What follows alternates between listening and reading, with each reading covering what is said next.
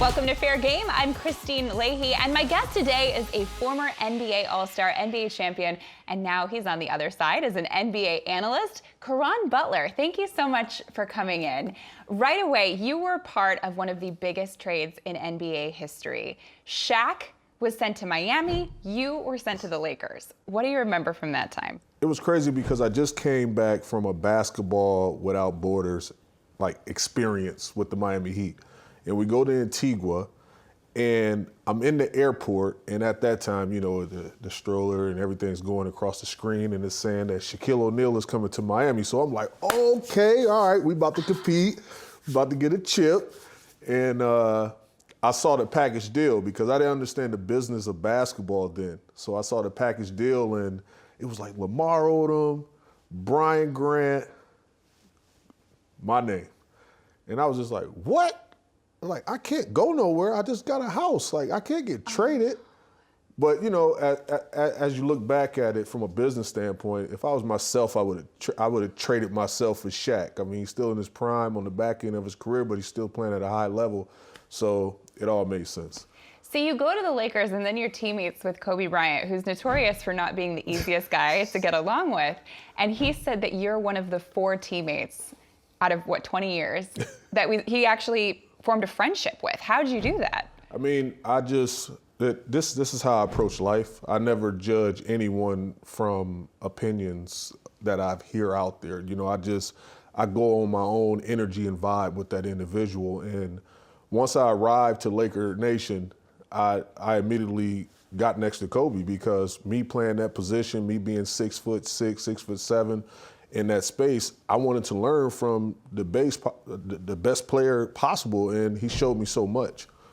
So it's almost like Kobe needs to feel like you respect him and you want to learn from him, and that's when he'll be friends with you? No, I don't think it's that. I just think that, you know, as men, like, we compete, and you obviously compete and play for the respect of your peers. And when he saw that, you know, I had no back down in me and that I wanted to be a better version of myself, I think he kind of just gravitated towards me. And, you know, I accepted that with open arms because I wanted to learn from the best. Right, because he gets mad at guys when he says that they're playing like toilet paper, right? Yeah. Like Charmin, and they're soft. Soft like rather quickly. Yeah, is that why he's so tough to get along with for other guys? I think, you know, sometimes, like, as professional athletes, we're surrounded by a bubble of people that tell us how great we are all the time. And sometimes you need that unconventional truth. Like, you need someone to tell you, you didn't do good today and why you didn't do good. And you don't get that raw honesty from people all the time. And, you know, I can accept it, I can dish it, I can accept it, and I don't dwell on it. I can move forward. And that's why I think he took a liking to me. Yeah, he gave it to you. He also wrote the foreword to your book. What did that mean to you? It meant everything because I reached out and I just told him that I was working on the project, and I wanted to really ask him in person. I didn't want to ask him over the phone or through text or anything like that. So when we came to town to play the Lakers, and I told him, I said, yo, I need 5-10 minutes with you after the game. He was like, yeah, no doubt, brother. I got you. And when I asked him, he was just like, it'd be an honor. And I'm gonna tell you why it'd be an honor, you know? And he told me all the reasons why, and I was just like, it made my heart full. Like, it really did. It made my heart full, and I was just like, man, that felt good, bro. And I'm glad that something told me to make sure you're the guy to do this. And Steve Springer was like, yo, you need to ask Kobe because he'd be excellent choice. And I did, and it worked out perfectly. What were the reasons why? He just said, you know, you're my brother, you know, long after basketball. And I felt that immediately when we connected. You know what I mean? And that speaks volumes. And it's certain guys that you just connect with like that. You know, sometimes it's just a business relationship, and once that business is over, everyone moves forward with their respective lives. But the connection was just different, you know. And he always reaches out. He always, you know, give me, you know, motivational tips and things like that. And I do the same thing, vice versa. He also got you to ditch one of your interesting habits, and you've got 2. Yeah, you used to drink a lot of Mountain Dew, and you used to chew a lot of straws. Still chew straws. How do you do that, though? Because in LA, you can't have straws anymore. Listen, I still chew straws. I stop at the local McDonald's near me. It always got to be McDonald's straws. It can't be 7-Eleven, anything like that. I'm telling you, it's weird, I know. You might see a guy that comes in with a 3-piece suit, hops out the car, run in, grab a handful of straws, and keep going. You steal the straws from McDonald's? I borrow them. I don't want them back. I don't think McDonald's wants them back.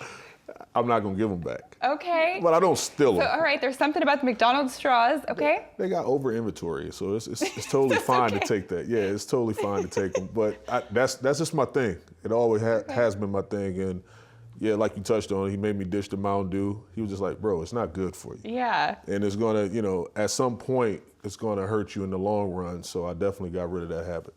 You were involved in one of the strangest, most notorious stories in NBA history when Gilbert Arenas and his teammate brought guns into the locker room, and you helped defuse it. You know what? I just try to put myself in a situation where I knew that I had the respect of Gilbert, and he was the longtime teammate of mine that I had. I've known him for a long time. And then Javaris, on the other hand, was a guy that, looked up to me as, that veteran guy and a big brother. He came back to Racine, Wisconsin for one of my charity events at Carthage College, and he took an interest in just trying to be better. So I knew that, out of all people, myself, even possibly someone like Shah Stevenson or someone like that can kind of diffuse the situation. And that's exactly what I did. Did you think that a trigger would have been pulled? You never know. And that's the crazy thing about it. We have one of the most talented players possibly ever in Gilbert Arenas at the height of his career. And then you had a situation where you had a young guy in Javaris Crittenton that was trying to fill himself out and find himself, and it was just unfortunate. So when I talked about the situation, it wasn't to cast like some type of shameful look on either of the individuals. It was most importantly just to be done to say, look, you can have it all. You can have millions of dollars. You can be getting celebrated, and a decision can change it all. Do you feel like that's something that could happen in today's NBA, or have we kind of done away with it? I think the awareness and the conscious awareness of Gilbert's situation, changed a lot of people's perception on what you should do, and, where you should, store whatever weapons that you have. Yeah, whatever weapons that you have, like just because this is the biggest, brightest star in the game at the time, and this is what happened. So if it happened to him, it can happen to anyone. So I think people just are more consciously aware of, how they should move and how they should act, and being a little bit more responsible from that experience. And for that, I think that he's going to always have a platform because, when he comes around to it, he can talk about that and, really like kind of educate people on this is what happened with me. Don't let it happen to you. So in 2010, you go to the Mavericks. You're with Jason Kidd, Jason Terry, Dirk. Crazy. Did you know right away that you were going to win a championship? I knew it wasn't going to be special because anytime somebody's crazy enough to start the season off and go get a tattoo on their bicep of the trophy, Jason Terry went and did that. I was like, we got to win at that point. Like, not saying you putting all the pressure on us or anything, but he just really did. When we like doing the stair climbs and the track and field stuff and getting conditioned and trained and prep for the season, he was just like, man, this our year. And it definitely was. The following season, another huge moment in your career, you have a devastating knee injury. Crazy. And you popped it back in on the court. I go out, no contact. It's the worst. Pops. And Dirk is looking at me like get up.